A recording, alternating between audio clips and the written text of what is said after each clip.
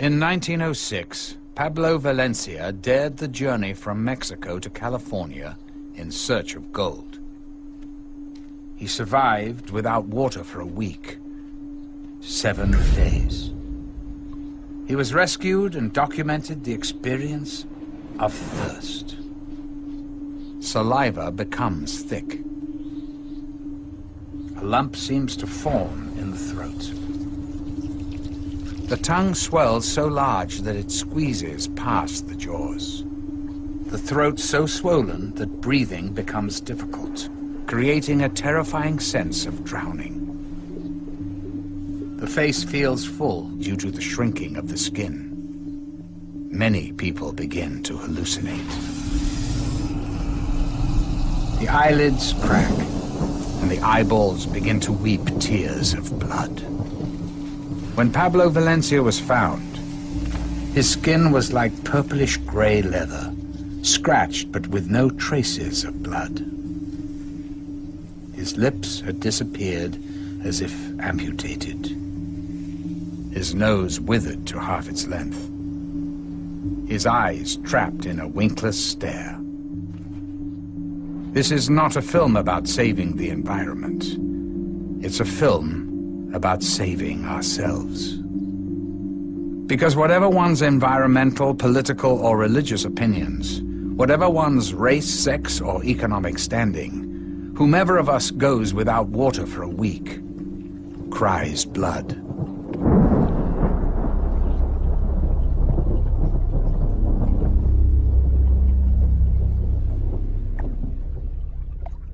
There is always a lot of focus on, well, what's the environmental impact? And that's a perfectly valid issue and concern. The abuse of water and the taking of excessive water, diminishing flows and levels, can destroy the sustainability of ecosystems. But we can't, in the name of preventing environmental impacts, there's a mentality that says, well, as long as we're not causing any significant impacts, we should be able to use the water any way we want, including selling it, exporting it for private gain of a few. When it's all said and done, people need water to survive. That's what the bottom line is. When we search the universe for life, we search for water.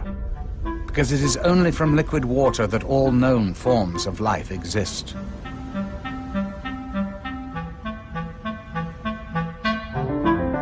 The blue planet, the only planet known to harbor life, the only planet known to be flowing with water. Water management has always been of key importance to humans. The Egyptians depended entirely upon the Nile. The Romans expanded the boundaries of engineering to use gravity to bring water to their cities. Ancient societies cherished water, molded their lives around it, and even worshipped it as a god. For whatever reason, between 800 and 1000 AD, climate change dried up most of the Mayans' local water supply. Farmers were forced to extend their agriculture into the jungle forests to grow food. There was not enough water for both the crops and trees, so the forests died. The soil eroded, air humidity decreased, food decreased. Mayan leaders prayed to the god of rain, but the regular rain season brought little water. The hydrologic cycle was damaged.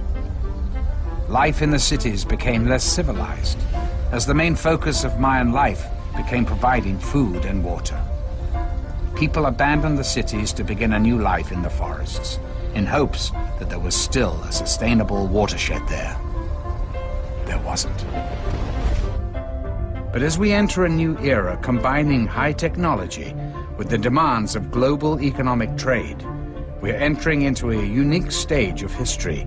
Water, which is the source of life itself, instead of being common and universal to everybody because we all depend on it, profit is made out of the running of and the delivery of water to people and to communities. Those that have the ability to pay will have access to the water. Those who do not have the ability to pay will go without. And therefore it's a life and death situation in the final analysis on the basis of profit.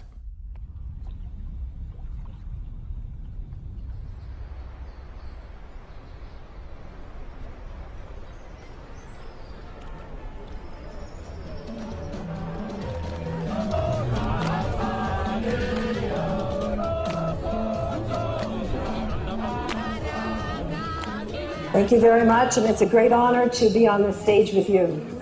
I want to talk, comrades and friends, about a global water crisis in which we know that the world is actually running out of water. And that wasn't supposed to happen. It wasn't supposed to be able to happen because we were all taught back in, I don't know, grade 3 or 6 or whatever, that there's a cycle. When it rains, the water falls from the clouds down all the way to the ground. It soaks into the ground and then the grass and trees grow. Sometimes there's so much water underground that lakes and rivers just pop up, like when you squeeze a box of apple juice. The rivers carry the water back to the ocean. Inside the ocean, the water floats up to the sky as clouds again. Then the wind pushes the clouds towards the land and it rains again. This all happens over and over, forever and ever.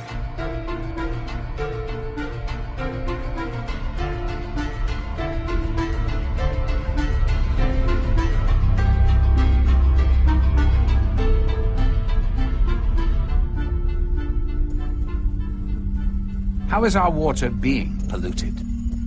Agriculture uses chemicals to increase farming productivity. Ironically, implemented to counter a diminishing water supply, these chemicals pollute the groundwater. Automobile gas emissions pollute the clouds. But perhaps the most damaging culprit is industry. Water pollution has been linked to the rising miscarriage rates in women, lower sperm counts in men, and it is so globally severe that the Malaysian government proposed the death penalty for anyone caught contaminating water.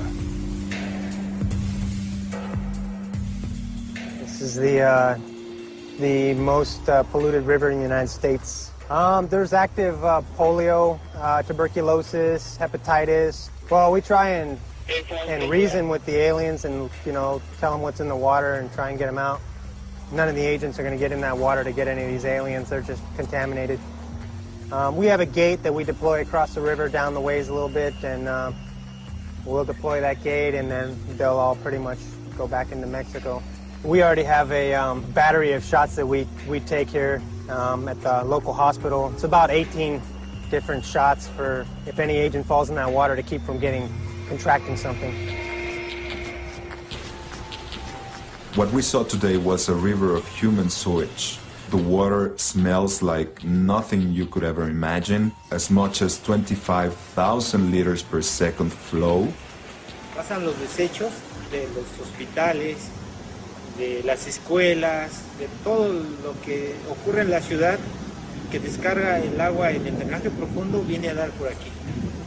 Salen incluso pedazos de humanos, a veces de los hospitales, desechos, alguno que otro feto pasa por aquí, perros muertos. It goes into the northeast where people grow crops that later on are sold in the Mexico City market. So we are being poisoned. Our wastewater is returning to us in the form of food. When you look into the rivers, you can see bubbles. That means that the rivers are losing oxygen. Contamination and pollution of the water systems is creating cholera and water diseases are killing more children today than malaria or AIDS or even wars themselves. And the wetlands would normally have been a process whereby there would have been some cleansing of that taking place. It goes through the wetlands and it comes out more purified into the river systems, etc. But what happens when the wetlands are destroyed, where we poison a certain amount of water that can never really be fully recycled? What we now know is that we are polluting and depleting this finite stock of fresh water so fast that we're now mining the groundwater faster than it can be replenished. It rains. The water hits the ground and percolates into the soil, collecting underground into what are known as aquifers or groundwater. But how much of our finite supply of water is underground?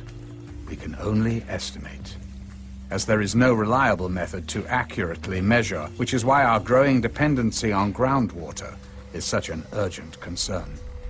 The fabled Atlantis in the Middle East had a real city attached to it. It was called Ubar. It disappeared and no one could figure out what happened. And then some archaeologists found it. What they realized is it collapsed into the desert sand from groundwater pumping. Not only could it happen, it is happening today in Florida. Giant sinkholes have emerged, all of a sudden just big cavities in the ground opening up.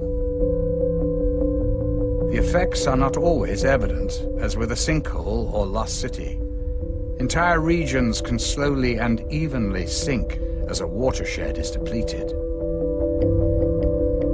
Perfect example is where Mexico City is now. There was once an oasis of water. When the Spanish came, they didn't want their new city to look like Venice. They wanted it to look like Madrid. And they used slave labor to cut down all the trees that would protect the water sources and to dredge the water systems. And what happened was that they just destroyed the water table. And of course, that was one thing when there were 10,000 people living there. It's another when there are, maybe 25 million.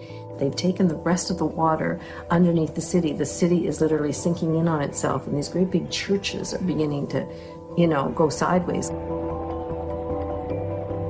And Mexico is having to go further and further and further away from its local water sources, because there aren't any left, to find water.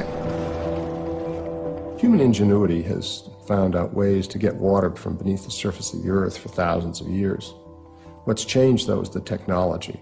We now pump approximately 30 billion gallons of groundwater every day.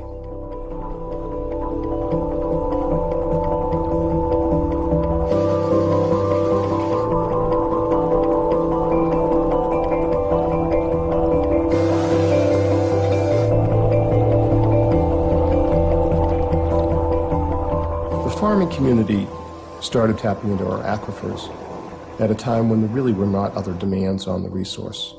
The way that the law works is that they are allowed to use limitless quantities. And then the added kicker is that the law said, if you don't use it, if you don't divert all of this water, you may lose your water right.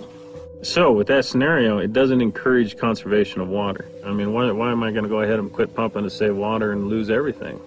So then a guy like me who may want to quit pumping to quit depleting the aquifer, I have to keep pumping in order to keep my water rights. When we pump water for such irrigation, some of it percolates back into the ground, which is called recharge or return flows. So long as we pump no more than what is recharged, we are using the groundwater sustainably. The problem is that we're pumping up to 15 times more water from the ground than is returning back into it, creating a global crisis. One thing that most people don't know is that the world is desertifying very quickly. We are becoming a desert in many places. Our soil is eroding, simply meaning that overgrazing, winds, and flooding damage the top layer of Earth, essentially hardening it to the point that rainwater cannot easily soak into the ground. Our life source literally slips away from us, back into the ocean through sewers and rivers, draining the land of its moisture and life.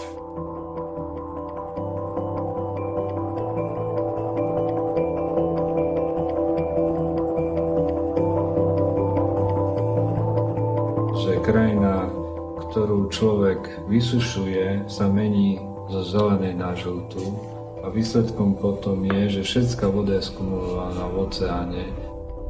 Extreme weather.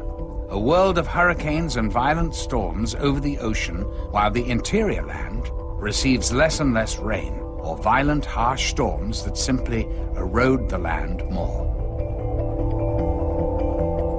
Zemská kôra kontinentu odľahčuje a príspevok kumulácie tejto vody v oceánoch spôsobuje zaťaženie zemskej pôdy, čo môže spôsobiť pnutie v štruktúrách zemskej kôry a to spôsobuje zemetrasenie a potenciálne možné tsunami vlny, ktoré sme boli svedkami v roku 2004. Deforestation is a major contributor to soil erosion.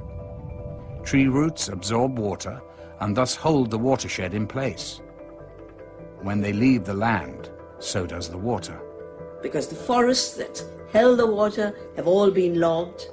There is no place where the water can be stored.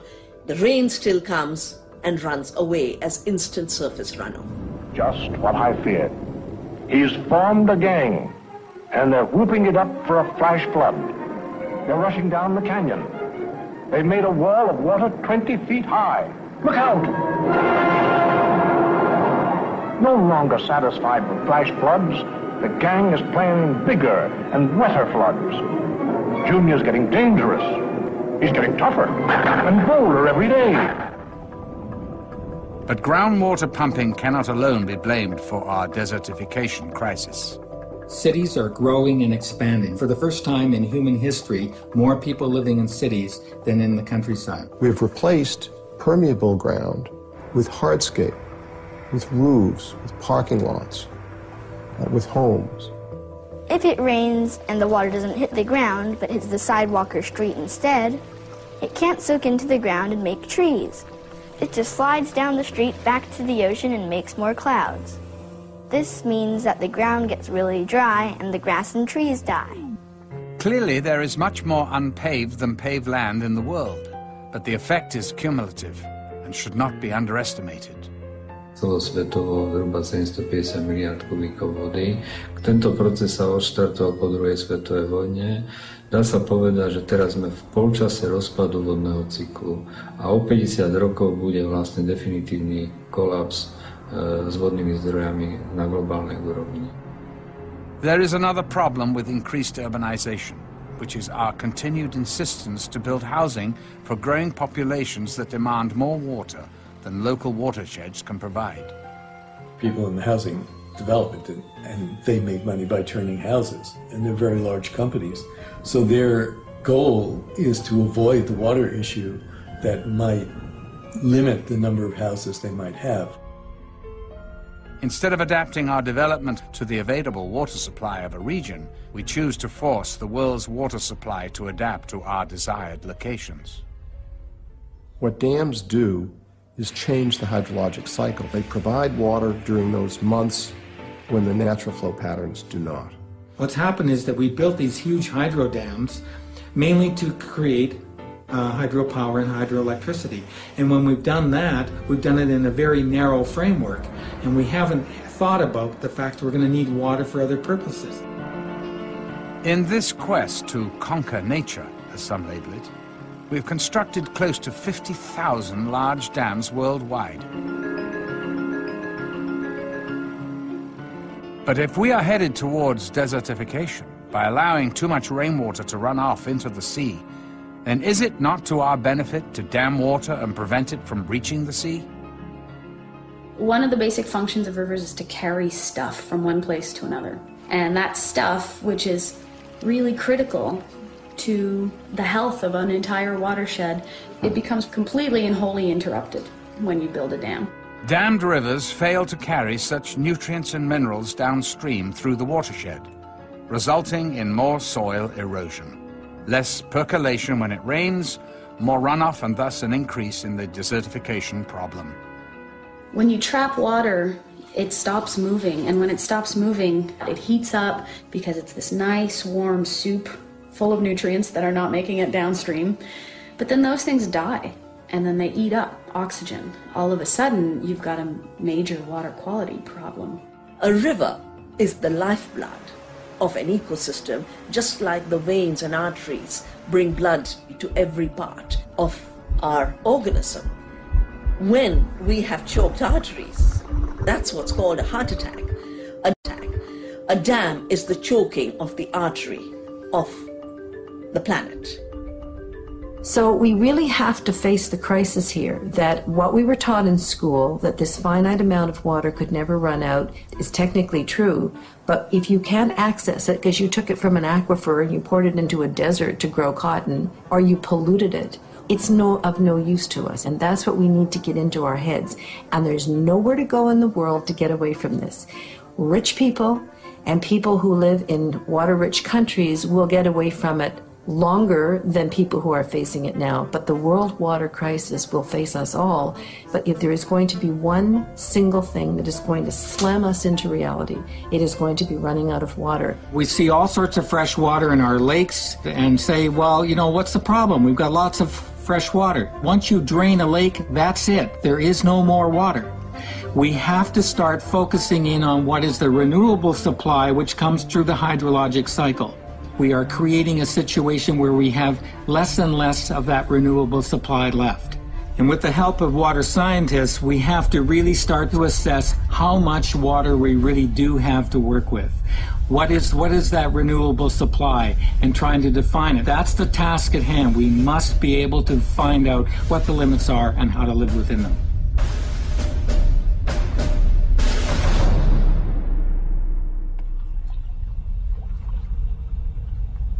But instead of our governments coming together and saying, we have a limited amount of time to come together and find the solution, what they've done is they've handed power over to big water companies who want to create a kind of water cartel. Suez, Veolia, which used to be Vivendi, and RWE Thames. And these companies are all in the top 100 top corporations. I mean, the water division of Suez has 400,000 employees. I mean, try saying no to them if you're a little third world country, right? So that one day, every single drop of fresh water in the world will be privately owned and controlled. Up until the 1980s, really, if water was privatized, they were companies within a country. So France was mostly privatized, but the companies that then became the giants were just French companies delivering water locally. Water privatization in France, because of the multinationals that are so powerful there, and because of their long history there, is so ingrained that even the president of France wasn't able to stop it. François, à un certain moment de son mandat, a été rappelé à l'ordre, si je puis dire, par cette dictature économique, et il n'a pas pu nationaliser les entreprises de l'eau. C'est un système qui est très puissant, c'est une machine qui est sans état d'âme.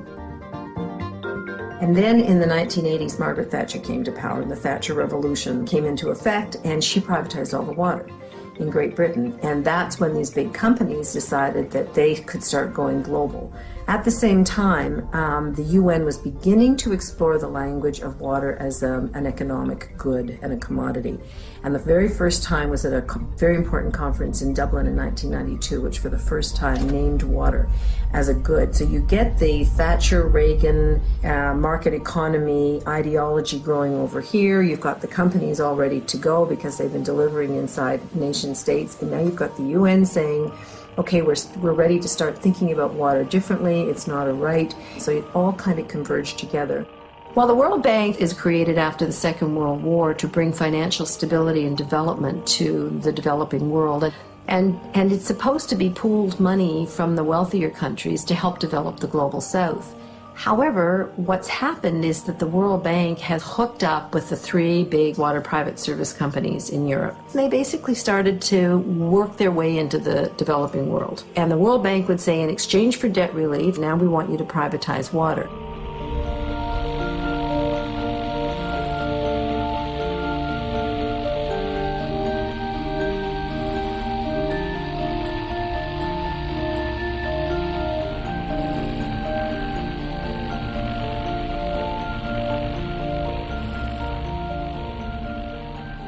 The WTO comes in with rules that basically establish this in a new constitutional framework. It's run by what's called the Quad, which is the United States, Canada, the European Union, and Japan. And the Quad makes all the decisions. It's their corporations that set the agenda. They decide when the meetings are going to be held. And they had thousands of military police with the full riot gear and so on. And the farmers had a huge march. And the head of South Korean Farmers Union is a man named Lee Kyung-hae. And he came from a devastated community where people were killing themselves. He climbed up on this police barricade. He took a knife and stabbed himself in the heart, rocked back and forth on top of this fence, and fell. He died a couple of hours later in the hospital. And this became an enormously important symbol. These trade rules are not some dry academic thing on a piece of paper. These are rules that affect people's lives, and these are rules that are killing people. This is the new colonialism. It doesn't come in ships.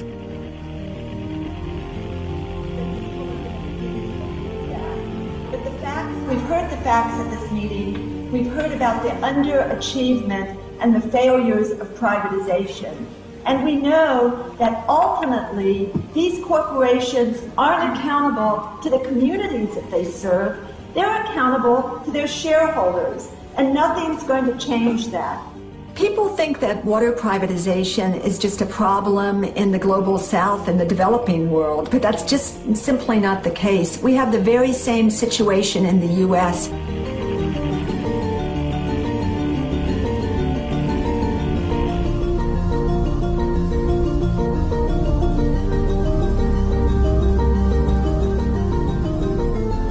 It's the very same story, whether it's in Atlanta, Georgia, or Buenos Aires, Argentina. It was a big push at the time. Privatization was the word. Everybody wanted to privatize something. And frankly, I'm not opposed to privatization. We privatize our recycling pickup, but this water was different. But we did sign a contract with United Water for 20 years for operation and maintenance of our water system. For these companies, when their name has been tarnished because of their malpractice and their mismanagement, it can be a big advantage to use another name. Suez often uses the name Ondeo, and very rarely the brand Suez is visible. And the same, of course, with Vivendi. Vivendi had gained a very bad reputation because of their records in failed privatization and mismanagement. And they were suddenly reinvented under this name Veolia, and a huge advertising budget was spent to create a positive feeling around this new brand name. Of course, advertising is a crucial factor in the way these companies are trying to save their image. And almost immediately started having service problems, and citizens could not drink the water unless it had been boiled.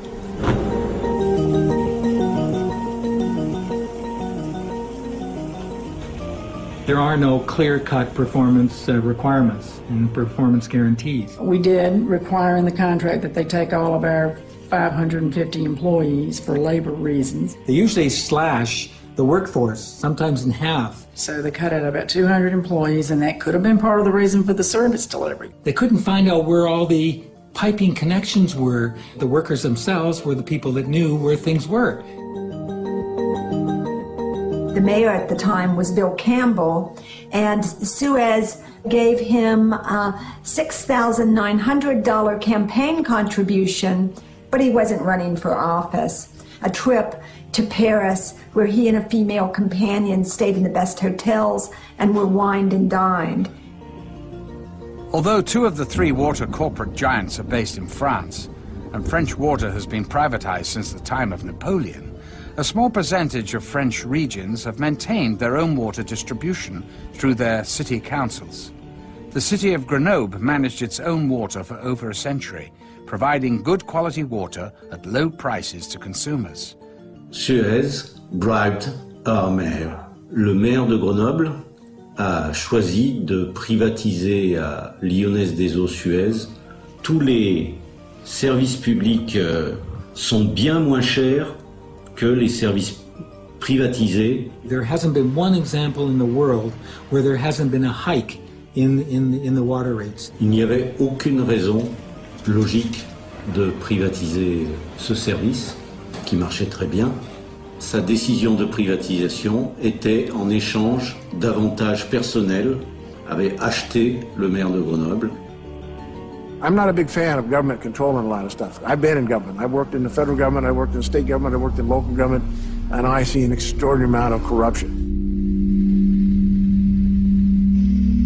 Right now, we have a number of state senators that have just been indicted in Alaska for corruption, dealing with the oil industry. But what was the amount of corruption? A few $1,000s. It's not the money, it's the power. Not many people know that prior to being president, Vicente Fox was the general manager for Coca-Cola in Latin America. So Coca-Cola received some of the largest water concessions in Mexico during the Fox administration. And this is something that really needs to be opened up for serious debate. People do not realize the extent to which there is a direct giveaway on the part of governments of water resources and services to industries locating in their jurisdiction. Well, I want to be very clear about the situation in Mexico that President Vicente Fox has given us no special favors on water issues or anything else along that line. The largest water concession given by the government in the whole country was to a Coca-Cola bottling plant. It takes as much water as it wants. You could say that Coca-Cola ruled Mexico.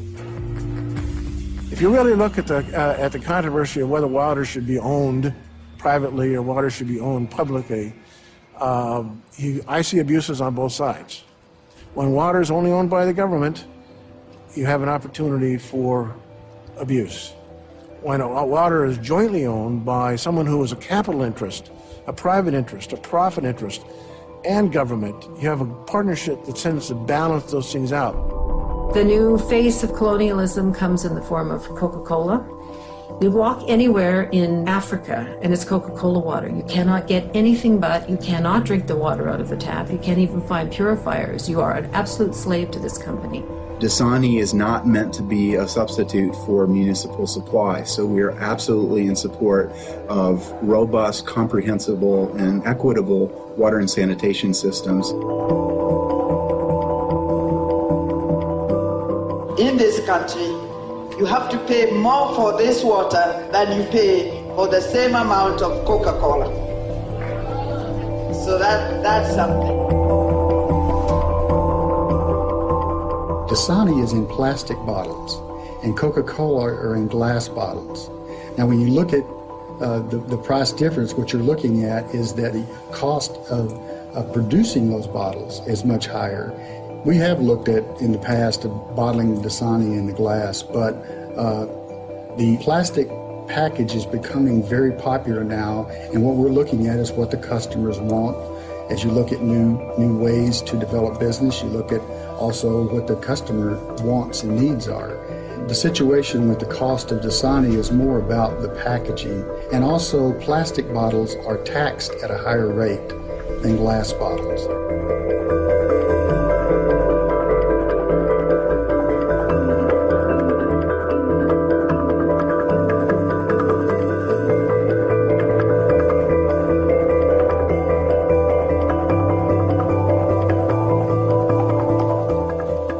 Wall Street per se understands in 50 years this is the commodity to be invested in. There's a sunset out there, there's a horizon out there that's coming closer and closer for oil, but not for water. There are at least a dozen publicly traded water indexes that deal only with water, trading it on the open stock market. 5 years ago, this didn't exist. Now it's just simply exploding. It takes two players to really make the corruption happen. First of all, we have corporations who are often greedy, but corporations are not social service agencies. They're there to make a profit. And what happens too often is that the water hunters are able to come in and either the government is corrupt or the laws are not sufficient to protect the water resources. As a water hunter, you just go out and you try to find a water source. It's not going to cost you a lot of money to clean up. The problem is getting it and holding on to it. Canada had 12 contracts for bulk export of water, and arbitrarily, with the change of government in British Columbia, canceled those contracts. When you have a change in government, the previous government's commitments are subject to renegotiation, and that's just the way it is. So when you're looking at water owned by someone else that you have to get a contract with, that's not a secure commodity anymore. The only way to have a secure commodity is to create it yourself by desalination. Many do not see the harm in depending on desalination for our future water needs. And suddenly, many countries in the world are looking to desal and building new desal plants as the alternative, and this is going to save them. But to do that, we require a great deal of fossil fuels and burning of fossil fuels, which contributes to global warming, which in turn contributes to the climate change problem in general. In order to address one problem, we end up creating a new problem. We already have an energy shortage. Where are we going to get the energy to use desalination? And a lot of corporations are saying nuclear technologies. Well, nuclear technologies are really not viable. We have no current plan to deal with nuclear waste. You know, it's no different from saying to ourselves that we're going to go into space after making a mess out of this planet. We go into Mars, we relocate there, or we colonize space itself and colonize another planet. And having made a mess out of our own situation, having failed to live up to our own responsibilities in relationship to nature, we then move on to destroy another piece of nature and leave the mess behind. fact that there aren't more plants in the world is because it's a cost factor. Only rich countries or the World Bank or big corporations or a combination of all three are going to be able to afford to build desalination plants. But even on the slim chance that technology can advance quickly enough, that the energy costs and needs lower enough to make a global desalination solution possible, the question still remains, why? Why forfeit the water we already currently have? Why freely give it to others only so they can sell it back to us at whatever cost the demand allows? When you have communities that are looking to extend their water supplies, they'll pay what they feel the value of that supply is worth.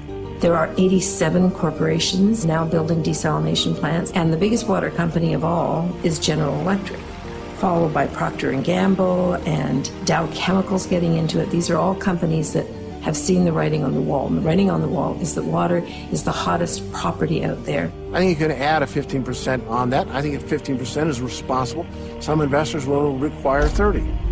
And if you can't offer 30, they're not interested in investing. What we actually have is that these big corporations are going to profit from dirty water. So they don't want to see the pollutants not going into the water in the first place. They want to have a model where they can step in and provide very expensive technologies to clean up pollution after it occurs. I wondered when I looked at the UN Millennium Goals why they didn't include goals around pollution and cracking down on the fact that if you can't use the rivers and lakes in your area, then you're forced to mine groundwater. Well, it's as clear as a bell to me now. It's because they're raking in the money. Who's going to own that water? When General Electric has it to clean, does it pass through them but still belong to the public? I don't think so. So it becomes a product that is a result of your process, and then you own it. Who ends up owning these desal plants?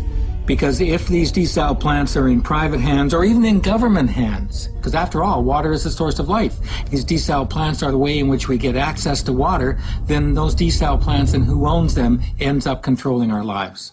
Bottom line, water is a good investment, period. Any place in the world. How much do you pay for your bottle of water? You can fill that bottle of water at the tap for practically nothing. And the difference between what's in the bottle and what's in the tap is, in most cases, insignificant. You know, we do not advocate bottled water over tap water. You know, consumers generally buy bottled water because of convenience, because of access. I wouldn't say that it's healthier. It is a healthy alternative.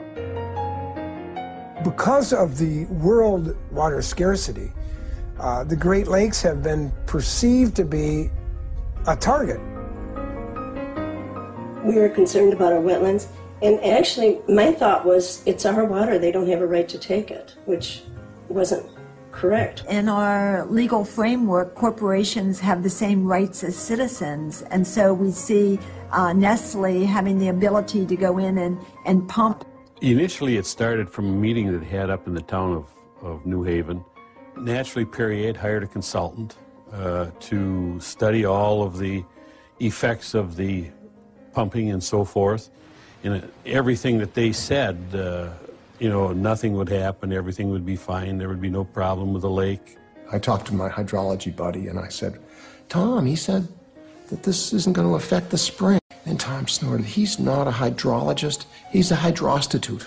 And we were told up there that night by their council that we didn't have a chance in stopping them. But then we started having meetings and inviting people, and that we were just awed by the numbers of people that would come. Older people from the area, farmers, retired people. It went statewide then. And finally, the incumbent governor, who had opened them with welcome arms, made a comment to Perrier that, hey, look, the people don't want you. Why don't you move out? They went to Michigan from Wisconsin. In 1892, a 1 mile chunk of the Great Lakes and its waters was deeded by the Illinois legislature to a private company. The next legislature moved into office and voided the deed, and in 1892 the United States Supreme Court said, these Great Lakes, they're impressed with the public trust, and under this public trust, they can't be alienated, disposed of, diverted, or transferred for a private purpose.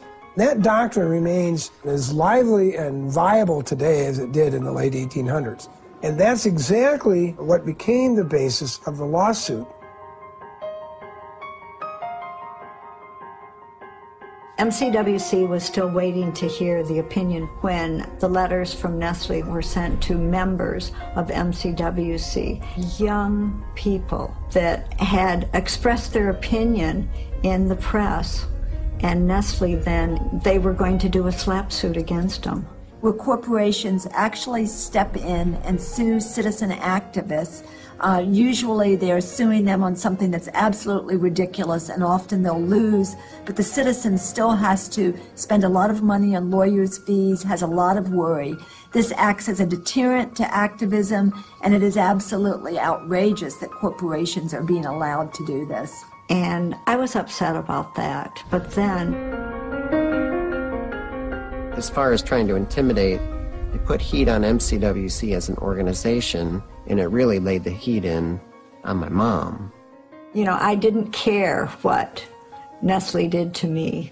I was fighting Nestle, but no one's going to mess with my family, and especially my children. Well, and clearly no company wants to be in the position of having to do that sort of thing. It was simply a letter that simply asked them to refrain from making comments that were not true. Gosh, there's probably been 3 or 4 public hearings. Nestle was in attendance. There was newspaper press, there was television press. Just about anything I had said was either just my own opinion or else fact-based. So it was very hard to know what are they referring to. And then I said, I'll be damned if they're going to do that to me. So Nestle came to Ferris to give a presentation. My son Chris was there. My name is Chris Swear. I felt like my greatest defense was just being as public as I could. Received a letter that I, Chris Swear, am accused of slanderous or defamatory remarks. My son was shaking. I mean, he was so upset. And I'm wondering if those are charges, accusations, insinuations. I'd like to hear directly from your legal staff, if I could, please. It was a hard thing to watch as a mother. Chris, Fred, if you want to answer briefly, but I'd like to get to people that have questions about the project specifically, instead of maybe personally, okay? And the whole crowd was furious. But I mean, I tell you what, if in the end, Chris, there's time when we want to talk about that, there's no more questions about the project or water policy or groundwater, we would like to, okay? They never... Are corporations. They get cheap products. Now what that means is that developing countries are very hurt. And it's obscene. It's why these countries can't get out of debt, and it's why these countries can't develop water systems or healthcare or anything else for their kids. And there's a famous Senate hearing where a very senior World Bank official told the U.S. Senate, don't worry, we're not giving money away, particularly for every dollar the United States invests in the developing world through the World Bank. American corporations get back $1.30. You know, wink, wink. We call it aid, development aid, but really it's forcing countries to open up their resources, and that's why there's such a tremendous reaction against the World Bank in the Third World. If we were to sell this tea at the right price, if we had fair trade in the markets, our tea could fetch enough money that can sustain most of our needs. It should be a very rich country. We cannot fight the world water crisis by just saying, let's hook up some more people and hope that does it. We have to challenge the systems that deliberately create winners from losers. And then who cares about the losers? That they're losers, and it's their own fault anyway. That's the system we have to take on, and we will never, never, never, never, never solve the world water crisis until we have the courage to talk about the world political and economic system. Wherever a river flowing free is now treated as the supplier of raw material as if it was oil, we have the generation of water wars.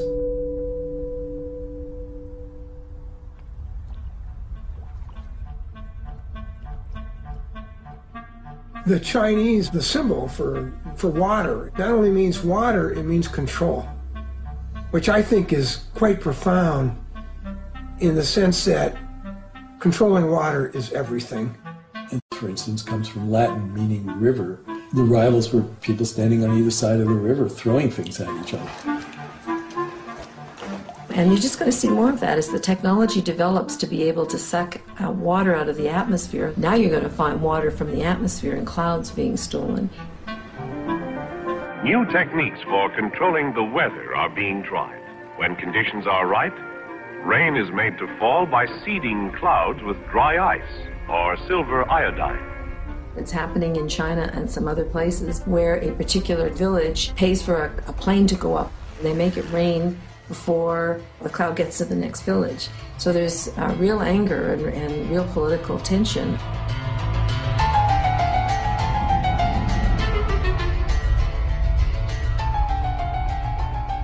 The worst case is Southern California. And LA is part of what I call hydraulic civilizations, like Rome and its aqueducts was a hydraulic civilization. But there the longest aqueduct was 60 miles. The longest you have to go, once measured it, is 1,400 miles from the furthest source of water for LA to a home in the town. And LA has not yet figured out what its limit should be. I mean, it doesn't want a limit.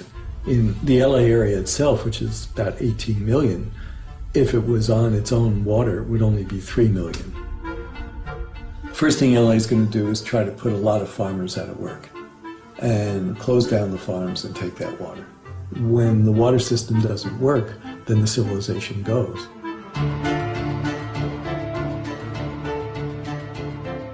The most famous conflict occurred in the Owens Valley, and Mulholland was the head of the water department there, and noticed that it was pretty much a downhill run to LA in the 1920s.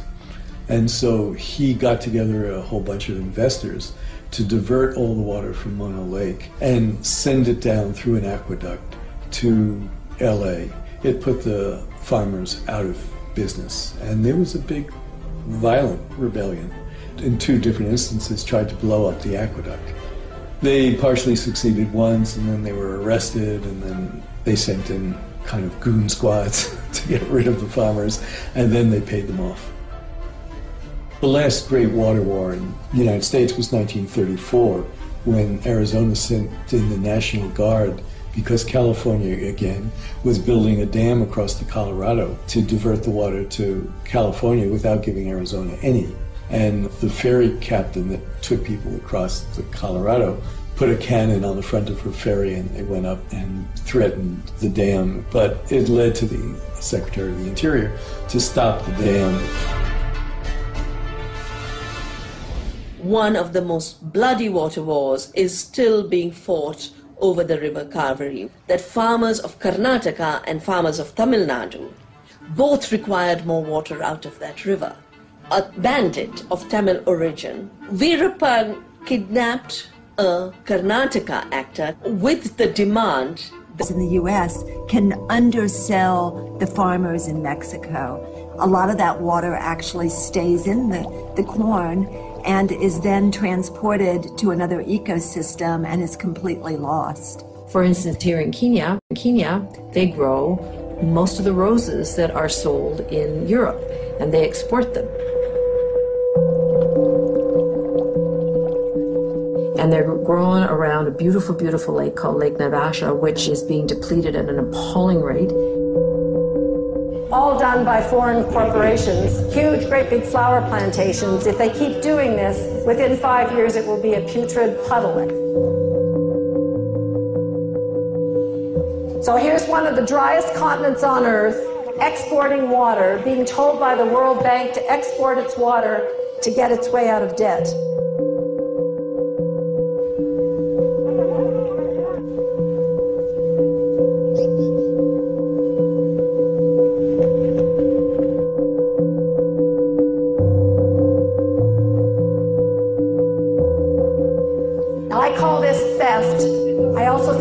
Of murder. Joan Thorpe Root, the Academy Award-nominated British wildlife filmmaker and African conservationist, lived in Kenya and made great efforts to save Lake Naivasha from being destroyed. Her assassins broke the nearest window to her bed, where she was sleeping. Joan awoke, desperately held her blanket out as a shield and charged the three men.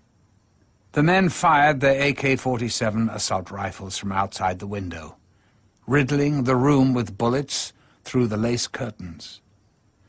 2 bullets struck Joan in the leg. 1 hit her in the hip. Joan crawled towards her bathroom, trying to stop the bleeding with her blanket, but died of massive blood loss. You don't know when the water would flow. It flows once a week, and you don't know the date, the time, so you are forced to open up the tap. When they open their taps, it's air, and when the air blows through the taps, the meters are running, and they are charged for doing this. There's a pipe coming up, and between the pipe and the tap, there's a water meter, and you have to pay for an electronic key to get charged up. And you can look at it and you can see the water meter counting every single drop. And as one friend of mine said, I can afford about 2 flushes a month from this thing. That's how expensive it is. You know, they just throw their hands up in despair and they go back to that river that has cholera warning signs on it. If people don't have money to buy water, they go to polluted streams, they get sick. The state has to pay for their health care. You know, why don't you just use money for the necessary thing and to prevent other things that might come up?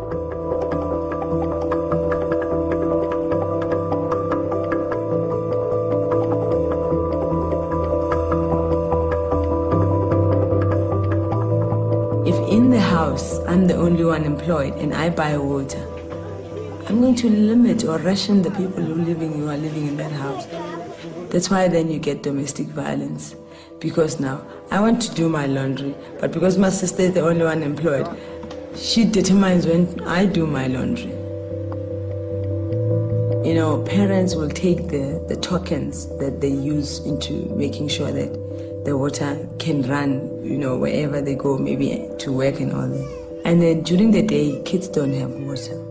And this other woman who lived in a shack with 2 kids took the token and went with it to work. And the shack caught fire.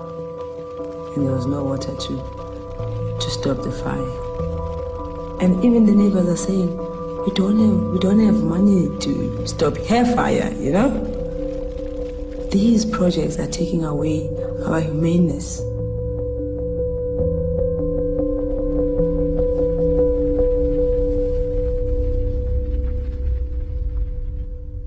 I was in grade 1. I was 6, so I didn't really think about much. I thought the whole world was go to school, don't get your parents too angry. You do a charity project each year at our school. You do your canned food drives, you do your raise money for cancer. That year, we were raising money for developing countries. And for 1 penny, you could get a pencil. 5 pennies, you could get soup for the day or things like this. And then she got to a point where she said $70 would buy a well. And then she explained to us, yeah, people are dying because they don't have clean water. They were just disbelieving that. What do you mean? You can get sick from water and that you don't have things to clean yourself with, let alone drink the water. Then we asked, well, if they want water, how far would they have to go? And she said, like, sometimes as far as 10,000 steps. I counted the steps it took me to get from my classroom to the water fountain, and I counted 10.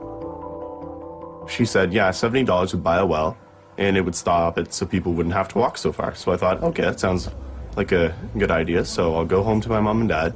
They have lots of money, right? And the problem would be solved and no one would die anymore. And I thought it was a great plan. And we thought, oh, isn't that cute? You know, he wants to build a well. Let's make dinner. Because he was so young, we really did not take him seriously. You don't get it. He said someone just died because they don't have clean water, and you didn't help them. After a few days, they finally sat me down and they said, what we can do is give you a chance to earn the money by doing extra chores around the house. Never ever thinking that he would follow through. And I got a piece of blank paper, drew a thermometer on it, 2, 4, 6, 8, all the way up to 70, to give him a sense of how long it was going to take him to get there. After, I guess, 4 months, I raised the $70. I brought it into an organization that facilitates clean water projects in developing countries. And they looked at me and they said, it's going to cost a bit more than $70 to build an actual well. And I've always felt bad about telling them that the well wasn't really $70, that it was actually the minimum you could get was $2,000. But I sort of consoled myself a little by saying that if it had been more, if I'd told him $2,000 at that time, that he never would have gone. That would have been too big for a 6-year-old. So I started doing public speaking around my community. It slowly grew and grew and grew. The Ryan's Well Foundation has been established. We've helped raise about $2 million, which has gone towards the completion of 266 water and sanitation projects, helping about 500,000 people. Immediate aid like this is absolutely vital to saving lives. But if we step back, a larger question looms. An uncomfortable question we habitually avoid in our daily discussions. Why do these countries need emergency aid to provide something as basic as water? Why are they unable to build their own infrastructure of clean water delivery? Why are they poor? Developing countries are forced to grow cash crops, export crops like tea or coffee. We've got some resources, especially tea, which is really growing all over. The World Bank and the IMF and the other countries, especially the Western world, that buys the tea from our country always gives us a raw deal. You find that we are given so little money for this tea. The World Trade Organization has required developing countries to remove tariffs so that products can flow in and out of the country because it benefits our corporations. They get cheap products. Now what that means is that developing countries are very hurt. And it's obscene. It's why these countries can't get out of debt, and it's why these countries can't develop water systems or healthcare or anything else for their kids. And there's a famous Senate hearing where a very senior World Bank official told the U.S. Senate, don't worry, we're not giving money away, particularly for every dollar the United States invests in the developing world through the World Bank. American corporations get back $1.30. You know, wink, wink. We call it aid, development aid, but really it's forcing countries to open up their resources, and that's why there's such a tremendous reaction against the World Bank in the third world. If we were to sell this tea at the right price, if we had fair trade in the markets, our tea could fetch enough money that can sustain most of our needs. It should be a very rich country. We cannot fight the world water crisis by just saying, let's hook up some more people and hope that does it. We have to challenge the systems that deliberately create winners from losers. And then who cares about the losers? That they're losers, and it's their own fault anyway. That's the system we have to take on, and we will never, never, never, never, never solve the world water crisis until we have the courage to talk about the world political and economic system. Wherever a river flowing free is now treated as the supplier of raw material as if it was oil, we have the generation of water wars.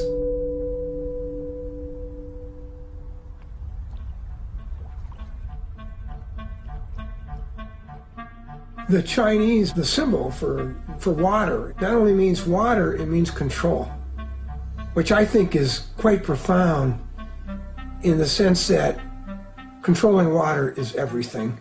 And for instance, comes from Latin meaning river. The rivals were people standing on either side of the river throwing things at each other. And you're just going to see more of that as the technology develops to be able to suck water out of the atmosphere. Now you're going to find water from the atmosphere in clouds being stolen. New techniques for controlling the weather are being tried. When conditions are right, rain is made to fall by seeding clouds with dry ice or silver iodide. It's happening in China and some other places where a particular village pays for a plane to go up. They make it rain before the cloud gets to the next village. So there's real anger and real political tension.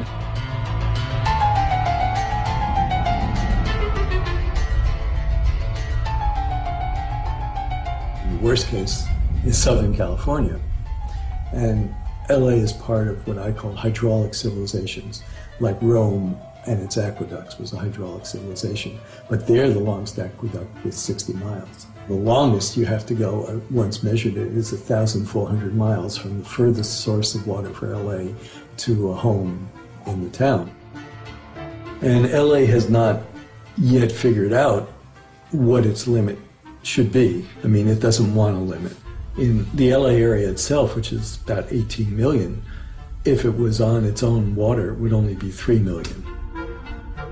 First thing LA is going to do is try to put a lot of farmers out of work and close down the farms and take that water. When the water system doesn't work, then the civilization goes.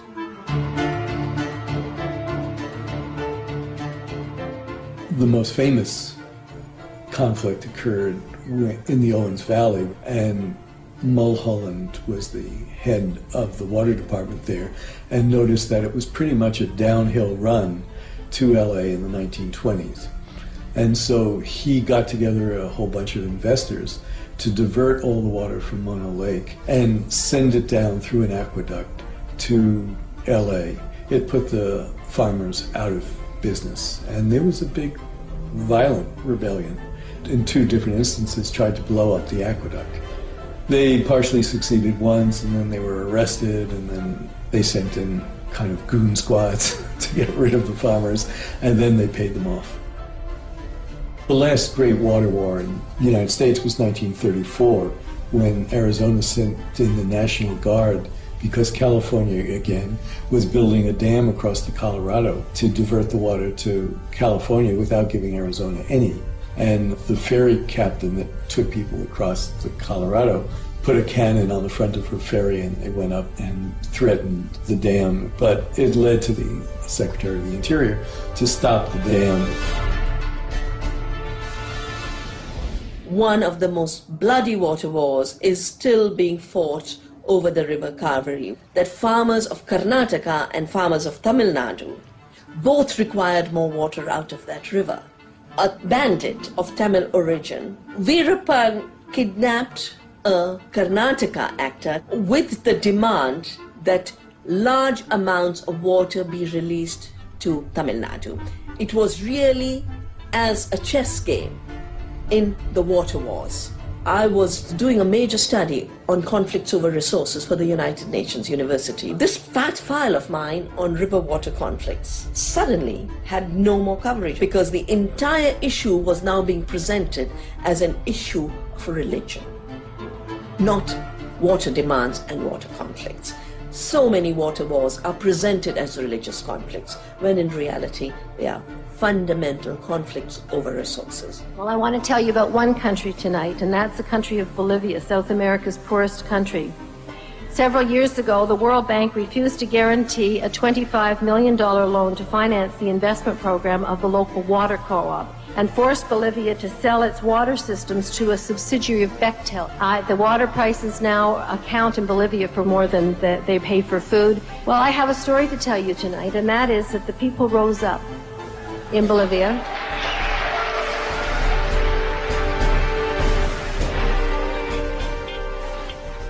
Obrero industrial, y cuando en Bolivia se privatizó el agua, la gente, nosotros no podíamos concebir que un empresario privado, un inversionista transnacional, podía apropiarse del agua.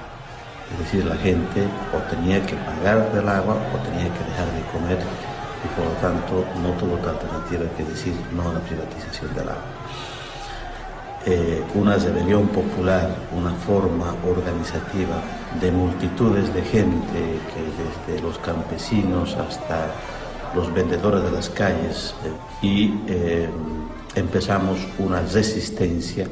El gobierno sacó al ejército y a la policía para garantizar la seguridad jurídica de la empresa, garantizar las utilidades y las ganancias de la compañía. And it's really interesting, as you know, the World Bank has imposed the same kind of private control and takeover of many other things in developing countries. Healthcare, education, their energy sector, their mines, and so on.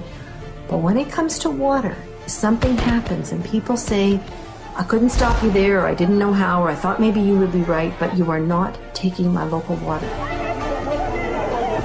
asociados de una abierta complicidad de los gobernantes en ese tiempo en Bolivia, que inclusive se privatizó el agua de la lluvia, es decir, que se prohibía a la gente el acumular el agua de la lluvia.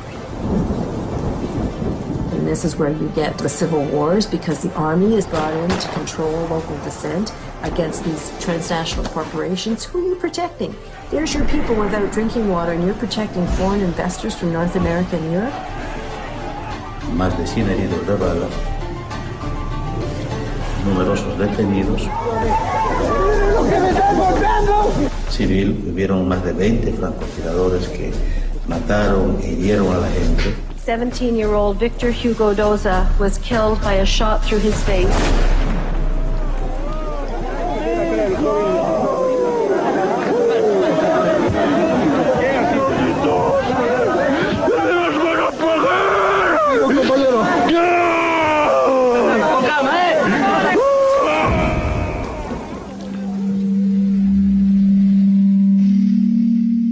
See a whole new geopolitical picture emerging here, where the world map will be rewritten and redesigned. They've already mapped out what are going to be the most intense areas of potential conflict in the next 10, 15, and 20 years. So the water-rich areas of the world are Brazil, Canada, Russia. So these big superpowers are beginning to position themselves in such a way that water, like energy, is seen as part of their future security, including their military security, including their commercial security, and they're beginning to understand they have to secure future sources of water. The U.S. is doing military training around the Great Lakes, and 80 mayors of towns and cities around the lakes have asked the U.S. government to suspend this, but they're not going to. I got involved in this issue in the mid-1980s when Canada was negotiating a free trade agreement with the United States, and the free trade agreement included water as a good. There was a statement made by one of the participants that Canadian water would be flowing to the United States Midwest from the Canadian North by pipeline within 2 to 5 years. Who knew? And move that water into a crater in the Rocky Mountains, which would be kind of like a huge mega reservoir. And nobody will stand up in our country to the United States administration and say, this is our water, because they know that the United States would consider that as serious as if we put missiles along the Canada-US border. It just would not be tolerated in the US. In the new regime, where water is being treated like oil, the protection of that commodity is being ensured through a militarized defense.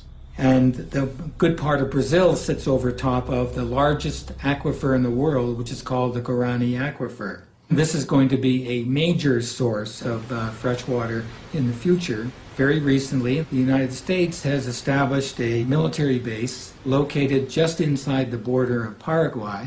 As you know, the United States itself is running out of water. Water is becoming more and more a matter of priority in American foreign policy. Secretary of Defense Donald Rumsfeld went on a quiet mission to a number of Latin American places, including Paraguay, to try to see what kind of further advancement could be made regarding the presence of U.S. forces in that region. Shortly after Rumsfeld's visit, something like 500 special forces were stationed at the military base there in Paraguay. Este caso, no momento agora, quando os países tomaram conhecimento, já tinha sido aprovado pelo Parlamento do Paraguai.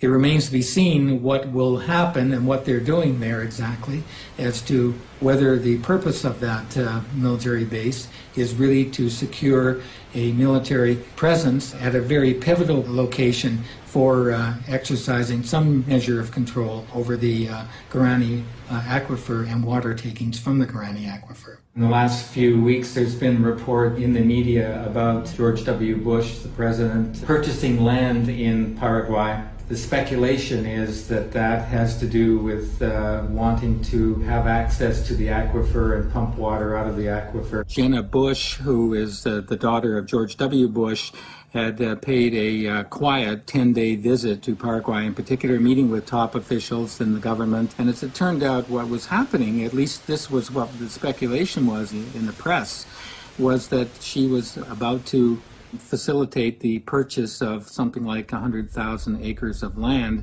in Paraguay in her family name. At the same time, though, that was happening, it was discovered that George Bush Sr. already had something like 173,000 acres of land. Was this an example of the Bush oil family now switching from black gold to blue gold, turning to water and purchasing water? Clearly after that, there were a series or a string of denials on the part of the Bush family. Not directly, they did it through agencies, U.S. government agencies.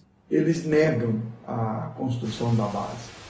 The world's largest dam is located very close to that area, and so that also was a matter of considerable interest for the U.S. as well.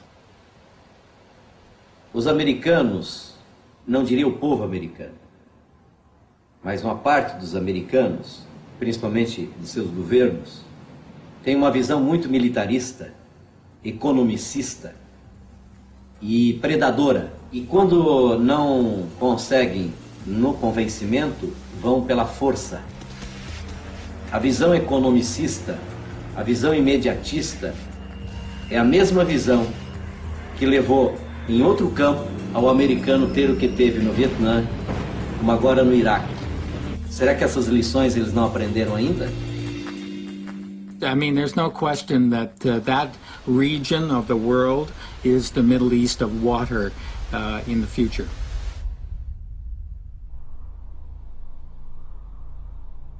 And just 2 days ago, the Bolivian government gave in and kicked Bechtel out of the country.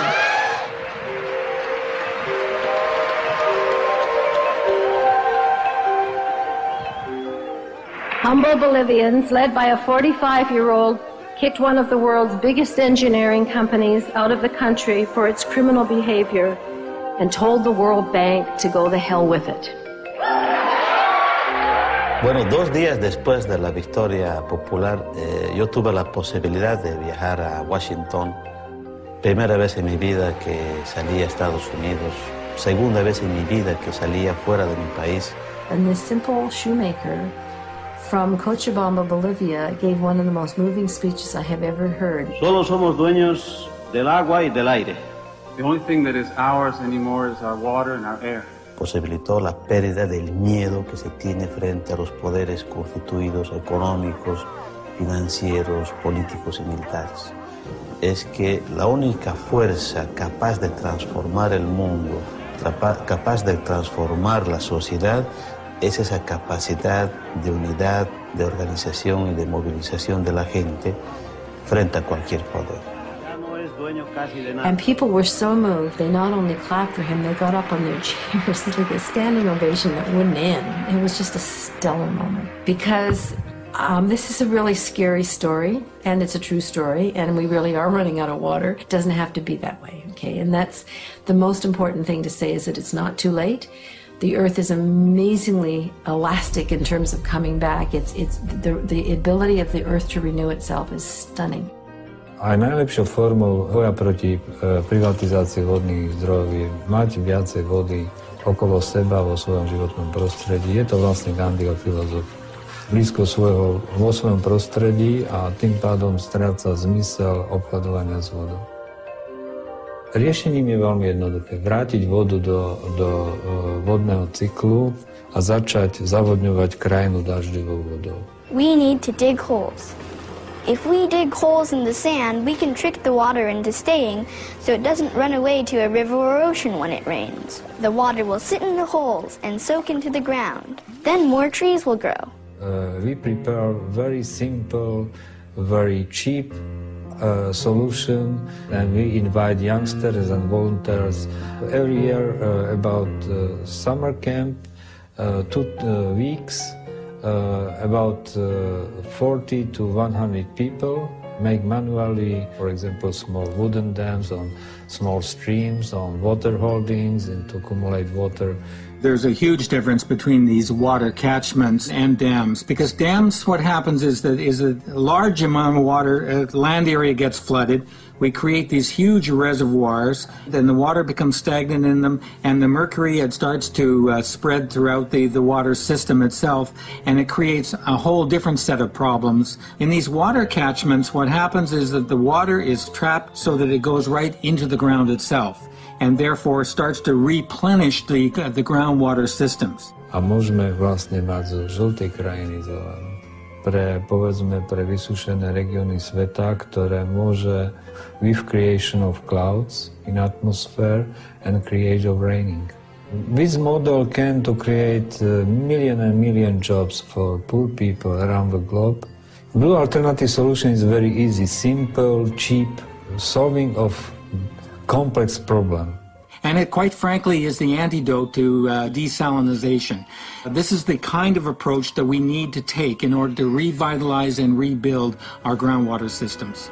And then we have to stop going into the groundwater and taking it out in such a phenomenally cavalier way. In the U.S., the largest amount of groundwater is being used for agriculture. And you really have to deal with agriculture to solve our water problems. The water efficiency with hydroponic systems is 20 to 30 times more efficient than crops growing outdoors. The reason is that we are placing the water directly to the base of the crop through drip or trickle irrigation systems. We can take that fish called tilapia, and when they grow in this water, we can take that nutrient-rich water and go on to crops with that. And any excess of water going onto the roots, it's collected. It can go back to the fish and then go through the system again. And it's these technologies that will save this planet in the next century. What we really need to do is go back to a food system where we're not dependent on global trade and where we're really using our local water and soil resources to grow crops that are appropriate. There's a move towards decommissioning these dams, taking them down, and that movement, that trend towards decommissioning is really important, but it sets the stage also that we need to move towards alternative ways of supplying the power that's necessary, whether it be through these microturbines that are in stream completely. You don't need a dam to hold back water. They just use the natural flow of rivers or coasts. Korea has been investing in this technology. Scandinavia has. I mean, they're sort of seeing their era of large dam building coming to an end as well. As we expand urbanization to meet our growing population needs, there are alternative permeable pavement solutions which allow rainwater to infiltrate through into the subsoil. Pollutants from cars are filtered and removed and thus do not pollute the groundwater. The water quality is actually improved. Even with these advancements, the ultimate development solution is to limit the population growth of a region pending on the available water supply, which is exactly what the citizens of Bolinas, California did. And so the towns decided that they would put a moratorium on all housing growth until they had adequate supply of water. And that water moratorium was challenged immediately and was in courts for 14 years. They just didn't want a town to be able to control growth. They considered it interference with commerce. But ultimately we won, and yeah, it's working. What we can learn from the Bolinas example is the whole challenge to learn to live within the limits of our watersheds. And in this village where we really have shortage of water, we use some water that is being poured on your hands as you wash your hands sparingly. And people really value any amount of water that they have. It's exactly the opposite of America. I mean, America could save 20 to 30% of its water really easily.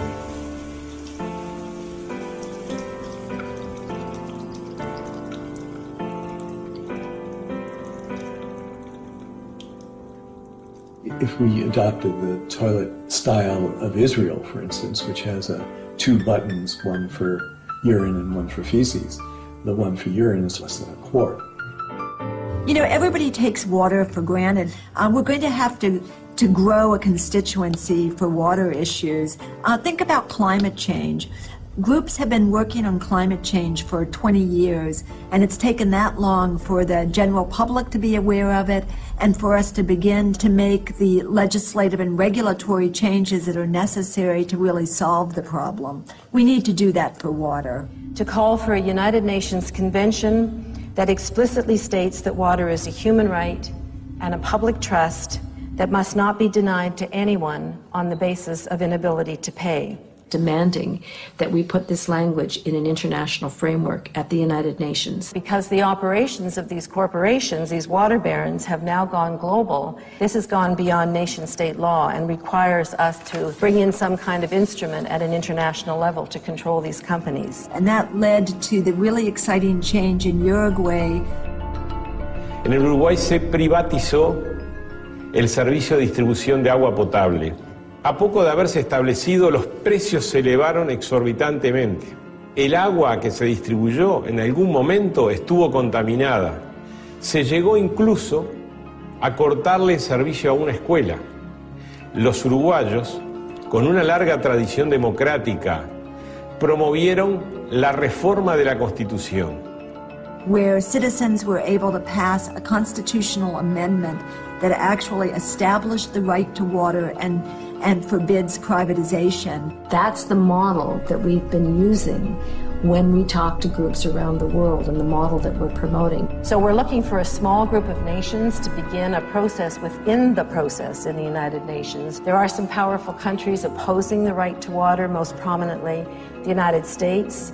To my eternal shame, my own country, Canada. It has a lot of water resources, and they're concerned about having to send water to the United States. China, Egypt, Australia, and possibly India. They don't want to have to be responsible for providing their citizens water. This is life and death what we're talking about, and I feel very, very strongly that we have to put ourselves out there on the line, and sometimes it can be dangerous, but we have people power on our side. To the disapproval of the citizens of the small town of Freiburg, Maine, the water bottling company Poland Springs set up a plant. To appease the population, Poland Springs gave away a case of bottled water to the first 50 townspeople to visit their office. Led by 89-year-old Republican store owner Howard Dearborn, they poured the bottled water into Lovewell's Pond, back where it came from. This week at the World Social Forum is being launched an historic organization, the African Water Network. A world that is going to say no to commodification of our common goods like water. To mobilize and protect Africa's precious water sources from abuse and from corporate theft. Now we have a defiance campaign that says, okay, you can install your meter. After you turn your back, we take it out, we connect the pipes, and then we throw your meter away. The court case has cost over $1 million. We've done a lot of innovative fundraising, and you have to realize that we're just normal, ordinary people who are living day to day and fighting, this giant. I play sports, I hang out with my friends, I do all that regular stuff any teenager would do. It's just I do this on the side. I just wanted to get people clean water so they wouldn't die. I guess being that young sort of helped a lot because I think I was too young to be nervous. You just see smiles light up on people's faces because they have clean water to drink. A smile doesn't light up on my face because I can have a shower in the morning. None of these people, I don't know if there's an activist in the group. When you come from the grassroots, I think legislators look at it totally differently than they do if you are an activist. And I think that's what we had, is they couldn't go back on us and say, you guys are always out there raising a ruckus. Probably the end result isn't going to affect any of us because we're going to be gone. But we're fighting for the people that are going to use it in the future, our kids and their kids. If we don't do something to save it, what are they going to have? Bottom line is, those people are there. And I'm talking Republicans, Democrats, and everything else in between and beyond. They're there because if money is more important than water, where are we? Our previous mayor was indicted and tried and is currently serving time. Et le maire, ministre de la Communication, a été mis en examen, puis emprisonné avant d'être condamné.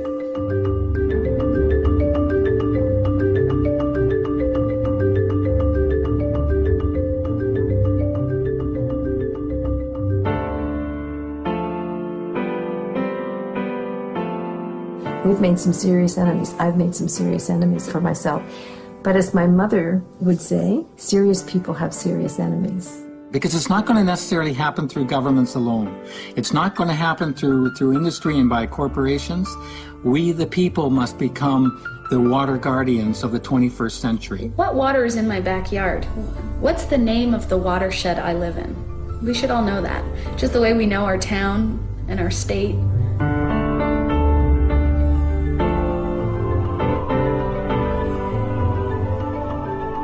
And then ask the question, where does your drinking water come from? And where does your wastewater go? Just start asking the questions. You don't even have to do anything. Just ask the questions.